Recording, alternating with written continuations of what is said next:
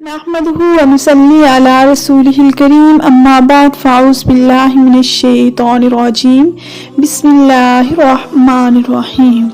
دعاؤں کا بیان۔ صحیح بخاری جلد سوم حدیث نمبر 1269۔ سوتے وقت تعوذ اور کوئی اور چیز پڑھنے کا بیان۔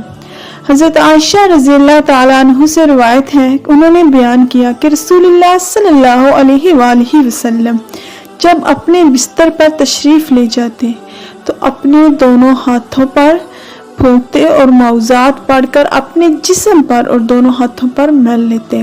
رسول اللہ صلی اللہ علیہ وآلہ وسلم رات کو سونے کے لیے جب اپنے بستر پر تشریف لے جاتے تو آپ صلی اللہ علیہ وآلہ وسلم معوذات پڑھ کر پھونکتے اپنے دونوں ہاتھوں پر اور ان ہاتھوں کو اپنے پورے جسم پر مل لیتے۔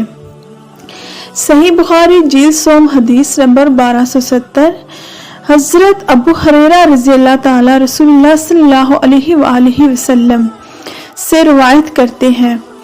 حضرت ابو ہریرہ رضی اللہ تعالیٰ عنہ سے روایت ہے، انہوں نے بیان کیا کہ ان حضرت رضی اللہ تعالیٰ عنہ نے فرمایا کہ جب تم میں سے کوئی شخص اپنے بستر پر جائے تو اپنا بستر جھاڑے، اس لیے کہ وہ نہیں جانتا کہ کیا چیز اس کے پیچھے اس میں داخل ہو گئی ہے۔